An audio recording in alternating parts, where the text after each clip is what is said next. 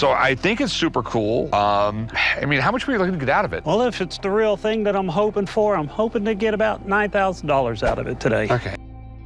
All sorts of items find their way to the pawn shop, but every now and then, something walks in that's truly jaw-dropping. We're talking rare, one-of-a-kind artifacts straight out of history books. When these treasures hit the counter, even Rick and the experts can't believe their eyes. These are the priceless artifacts that turned Pawn Stars into a real-life time machine. We'd start this list with a guy looking to sell something quite extraordinary. He contacts Rick and says that he has a Broomhandle Mauser pistol, and he would like to sell it to Rick. Knowing Rick, you already know he is going to be interested in the pistol. The customer tells Rick that he does not mind testing the weapon, so Rick decides to meet him at the firing range and see if the item is truly worth buying. You must be Mike. Hey, Rick, how's it going today? All right, Broomhandle Mauser, right? Do you mind? Oh, please, check it out. It's been a long time since I've seen one of these. That should pop open and, There it is. there we go. Wow, that gun looks like it was used back in World War II. It looks so old. I wonder where this guy found something like this. Apparently, the weapon works as both a pistol and a rifle. He also goes on to say that for the age of the gun, it's actually in very, very good condition. One thing you can bet on is that this item is not something you see every day, and my best guess is that this customer is going to want a lot of money for it. The 1890s was a big deal, but the amazing part is you have this. It transforms from a holster to a stock. Most of the guys threw these away, so these are way more rare than the guns are. Oh, it's great to hear. Just turned out it just wasn't that practical. I mean, can you imagine this big giant wooden thing as your holster on your side?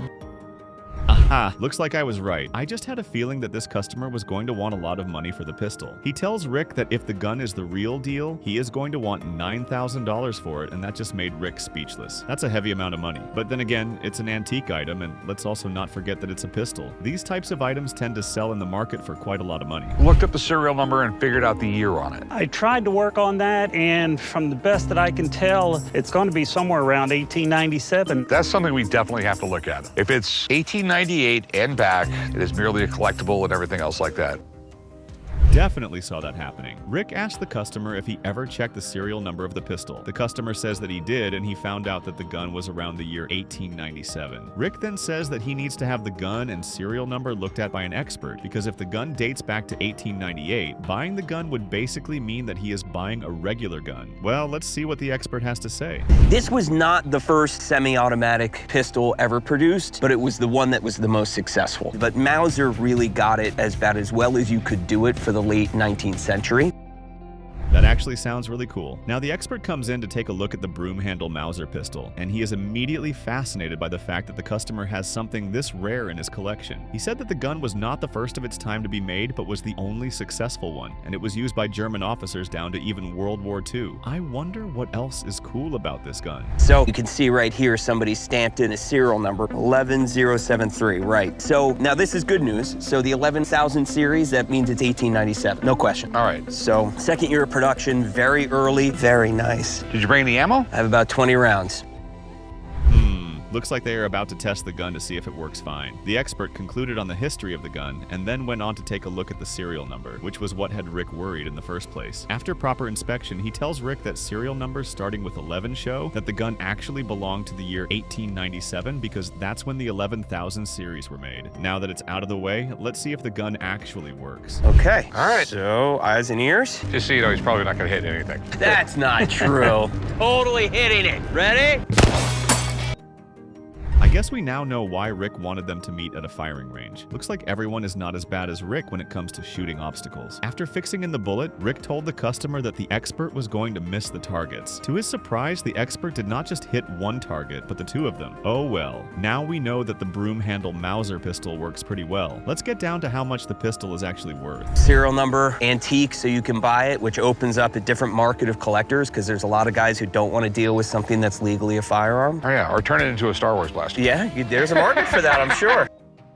Looks like we have the answer we've all been waiting for. The expert was done testing the Broomhandle Mauser pistol, and he says that it's in perfect condition. He also mentions that finding the gun is actually rare due to the fact that it was made in 1987. He says that the gun is going to be at least $7,000, and that just makes the customer happy. Is Rick going to buy the gun for exactly $7,000? Great, I am too. Mechanically, it's excellent. So these are not hard to find once they're past 1898. Finding a pre-1898 one is very difficult to find. I think it's at least 7,000. All right. Thanks, man. Thank you very Great, much. Thanks for your time. I I can't be the only one who saw a bargaining war coming up. The expert leaves and Rick starts to talk about the price for the Broomhandle Mauser pistol. He starts by saying that the $9,000 that the customer initially wanted is off the table. They get down to negotiating and the customer says that he wants $6,000. As you'd expect, Rick tells him that $6,000 is also not going to happen. Let's see what they get to conclude on. Piece, you're not going to find another. It'll probably take me 6 months to a year to find the right customer and everything else like that. Not even my money's tied up. $4,100? You need to definitely get a little bit higher than that. Come on, reach up a little bit. 43? 45, we got a deal. Come on, 45. We have a deal at 44. Deal at 40. Deal at 44. All right, sweet. He isn't wrong. I'm surprised he was able to get the customer to agree to the price. They kept arguing about the price and it was almost looking like Rick was about to lose the deal. Rick then offered the customer $4,000 and he said that Rick could go a little higher. They danced a bit around the life and in the end, they shook hands on $4,400. If you ask me, I'd say it was a pretty sweet deal. Now let's see what other item is on the list. So what do you got here? It's a dinosaur hand. Wow, this is the first time. Pretty rough. Some bones that I believe are a dinosaur. Right now they're in a box and that it almost looks like a dinosaur nail. I mean, does anyone really know how much it would cost? Oh well, this lady finds her way to the pawn shop and she has something quite extraordinary. She sees Rick and Chum at the counter and she tells them that she wants to sell a dinosaur hand. Oh, trust me, Rick and Chum were surprised because they couldn't understand how and where she was able to get a dinosaur hand. That's probably the first time something like this has made its way into the pawn shop. He used to be a caregiver, so I got it from one of the guys that he used to collect bones. Okay. Did he tell you what kind of dinosaur it was from? Pterodactyl, I can care less, I don't know. Chum is just so hilarious. He just finds a way to make a joke about every single thing. The lady who brought in the dinosaur bones says that she used to be a caregiver and one of the guys that she used to take care of. She says that he was a bone collector, but he never told her what type of dinosaur the bones belonged to. Chum then says that he knows that the bones are real. Of course, Rick asks him how he knew that, and he says he is a professional. Yeah, right. Old, but for the dinosaur bones. I was hoping to get 15. The thing is, I have a buddy that's a paleontologist, but he's out in the field and I'm not going to be able to. Now that's a first. This is something Rick almost never does. He asked the lady how much she wanted for the dinosaur hand, and she told him that she wanted $1,500 for it. Rick wanted to call his expert, but then realized that he was out doing some field work, and there was no way he could get a hold of him. Rick then decides to take a gamble on the dinosaur hand, and he offers the lady $1,000. She agrees to the deal, and they shake hands on it. I'm to Andre, so the lid at least has some. Hey man, how's it going? Going great. How are you doing? Andre, what's up? I'm Lee. How you doing, man? Pretty good. I just tips you gave me to put together this dinosaur hand. Looks like they actually have a mystery on their hands. After buying the bones from the lady, Rick and Chum went to the office and tried to figure out how to put the bones together. Seeing that they were having no luck, they decided to call their expert, and he also couldn't believe that Rick bought an item without knowing what it was, how much it was worth, and if it was real to start with. Now they need their expert to come in and see if they didn't make a mistake buying the bones. Swamped at the lab. We've got a ton of... Is there any chance you could come to Texas? I'm free. You know what? Bring it to the museum. Take a look at it there. At this point, Rick and Chum are in for quite a day. Apparently, the expert who they want to have check out the dinosaur hand is still out on field work. The expert then tells them that they should head down to the museum where he works, and then tells them that he is going to take a look at the dinosaur hand, and they'd use that opportunity to do some digging. While Rick gives some thought to the idea, Chum is already thinking about parking his bags. Welcome to Texas, guys. Hey, what's going? Pretty cool spot you have here. Thank you. Welcome to my museum, and where we do all the amazing stuff, putting the fossils together that we find. The majority of this is from, and it was dug up and found by myself. Okay. And just like that, Rick and Chum made it to the museum. They meet up with the expert and they see quite a large collection of dinosaur bones that the expert has in his museum. Even I could not believe he had so many dinosaur bone fragments in his museum. Man must be making some serious money from tourists. Oh well, it's time to get down to business. Let's see what he thinks about the dinosaur hand that they brought in. So here it is. Well, I can tell you right off, this is really exciting. I saw you've got at least part of a hand, but not dinosaur. Okay, that's a lot smaller than I imagined that dinosaur hand to be. Well, the expert takes a look at what Rick and Chum thought was a dinosaur hand, and the expert immediately tells them that it's not a dinosaur hand, just from looking at it. He says that from the shape and the size of the bones, it can only belong to a Permian animal. Rick and Chum have no idea what a Permian animal is, and that just makes them worried. Bought it for $1,000, so what is a hand like that worth? If I was selling this, All right, sweet. Sounds like I made a good... you definitely made a good deal. All we're missing is the arm. Where did we find the arm bones? Actually, site here in Texas that we... Looks Looks like they have a plan. But then again, Rick actually did make a good deal from the sale of the bones. After identifying that the bones belonged to a Permian animal, Rick went on to ask the expert how much the bones could sell for since he bought them for $1,000. The expert shocks Rick and tells him that he would sell the bones for $5,000. Rick heard that and he is super excited. Now he wants to go dig for the rest of the bones. All right, this is it. Looks like a bunch of... Well, gonna have to take a closer look. So, thing we need to do, our eyes adjusted to the... Man, I can see this taking all day. Rick and Chum are going to be so tired by the end of this adventure they are about to embark on. The expert, Chum, and Rick head out to the mountains to begin their adventure and search for the other bones of the Permian animal, having no idea or clue what they are supposed to look for. The expert then shows Rick and Chum texture and what the bone is supposed to look like. Now they begin their search. Andre, What do you got? bite mark on this. Dude, that's clearly a bite mark on it. Somebody had ribs for dinner. I have no doubt that Chum is definitely going to come back here to look for more bones. He was pretty much more excited to go on the adventure than Rick was. Rick was able to find some teeth that were not worth any significant amount. Chum, on the other hand, found bones that were worth up to $300. He might say it's not about the money and more about the experience. We all know he's going to be back to make some money. Well, let's see what's next. I got this really cool pit that I'd like to see if I can... All right, it's cute. Thank you. Do you mind if I take a look at it? Yeah, go ahead. So it's a little derringer. You see a girl in like an old Western, always have like hidden in her stockings. Let's all be honest, that gun looks like it was used by dwarfs or something. Like Corey said, it's a girl gun. Now this dude is at the pawn shop looking to sell what he refers to as a cool Civil War pistol. The customer and his dad were going through some old boxes and they found the pistol in one of the boxes. He had no use for it and decided to bring it to the pawn shop to see how much money he could make from it. Know much about it? No, I tried to do a little research. I found... Okay, so most derringers that I've seen have two barrels on top of each other that shoot independently. This one with the three barrels, during the Civil War era times, I mean, everybody was kind of shot multiple rounds independently. Yo, $4,000 for that little gun? I do not think that is going to happen. Corey talks about the gun a little, and from all he said, the gun was actually used in the Civil War. Corey then goes on to ask the customer how much he wanted for the gun, and he said he was looking to get $4,000 for the gun. This is the first time Corey is seeing a pistol like this, and he actually has no idea what the gun is worth, or if he can even sell it. Do you mind if I call a buddy of mine to have him come down and take it? All right, well, do me a favor now. I'll be back in a few, okay? Thanks, man. The expert comes in and says it's worth even more than what... Newsflash, that almost never happens, but let's be as optimistic as this customer. Given that Corey has no idea about the pistol's worth, he tells the customer to hang around and look at some other items while he asks his expert to come take a look at the gun. The customer hopes that the expert is going to say that the gun is worth more than $5,000. Well, let's see if his dream is going to come true. So this is a fire derringer. This is a really cool multi-barrel pistol. This predates semi-automatic firearms. 19th century solution to that. You get 3 shots.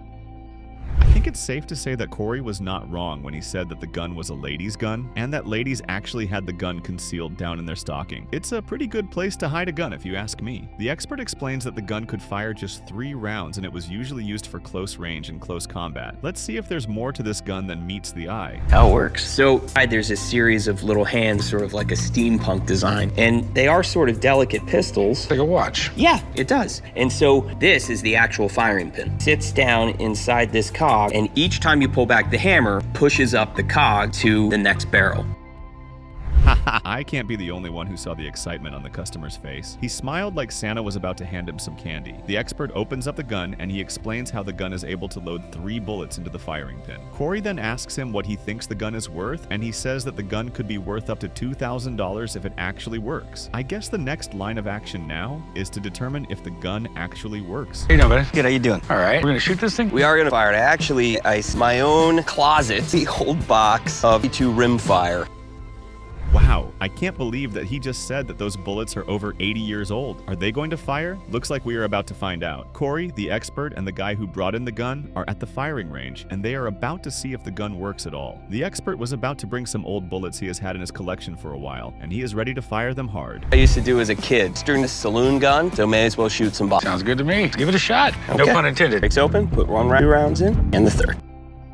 He definitely felt like a cowboy while firing those rounds. The gun might be small, but it sure packs quite a ton of force. That explains why it was used in the Civil War. The expert loaded his old bullets into the pistol and fired the bullets at 3 different bottles. Guess what? They all went kaboom. Well, the expert has been able to show that the gun works. Let's see how much the expert is going to put the price at since the gun works just fine. I think it works great. So what do you think it's worth?